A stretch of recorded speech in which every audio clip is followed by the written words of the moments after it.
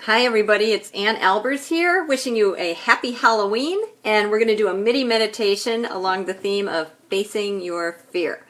So this is going to be a little bit fun and whimsical, so if you're with me, go ahead and shut your eyes, take a deep breath.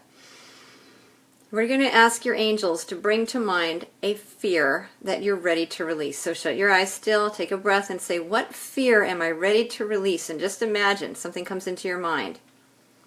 Now imagine that fear looks like someone or something. Just allow yourself, does it look like a man or a woman or a relative or an animal? Just take a breath. What fear am I ready to release? And what does it look like? And just imagine what that fear might look like.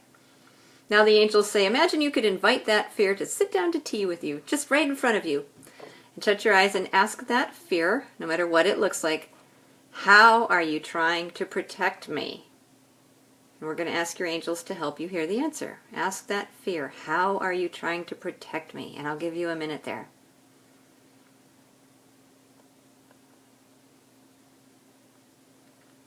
And now we're going to ask it, is there a better way, a more loving way that you can protect me? And so ask that fear, how are you trying to protect me?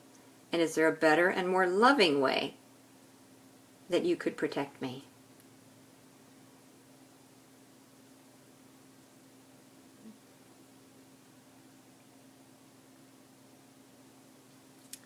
And after we're done, you can sit there and do this as long as it takes to get the answer. Because fear is actually something that, as you know, is a survival mechanism. It's to protect you against walking down a dark alley or being eaten by a tiger.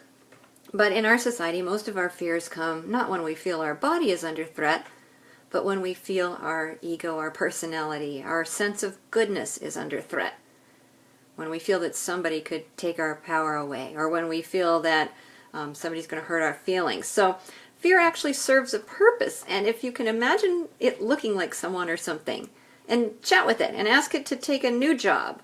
For example, if you have the fear of speaking your truth in public because you're afraid that somebody's going to shoot you down or something like that, the new job of this fear might be to just alert you when it's safe to speak up versus when it isn't, instead of constantly gripping you at the throat and saying, don't say that, in all cases. So fear can actually learn to relax a little bit, and you can ask it to guide you instead of just stopping you all the time or making you close down or tighten up.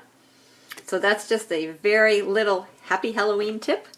And I have a little treat for you all. I just decided I'm going to be gazing online next Saturday. So if you're watching this, that will be November 5th.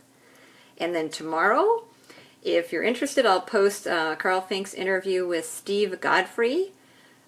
He's doing it on Dia de los Muertos. I hope I said that right, the Day of the Dead. Steve is a phenomenal evidential medium. He came to a psychic development class of mine years ago and stole the show. And I'll never forget him calling me up and saying, I'm getting all this psychic information from dead people. Is this normal? And I said, no, you're not normal. You're gifted. So you can enjoy that tomorrow night. I'll post it on my page. Gazing this weekend, Superpowers with Steve Godfrey, and invite your fears to tea and see if you can give them a new, better way to serve you. Have a great one. Love you all. Happy Halloween.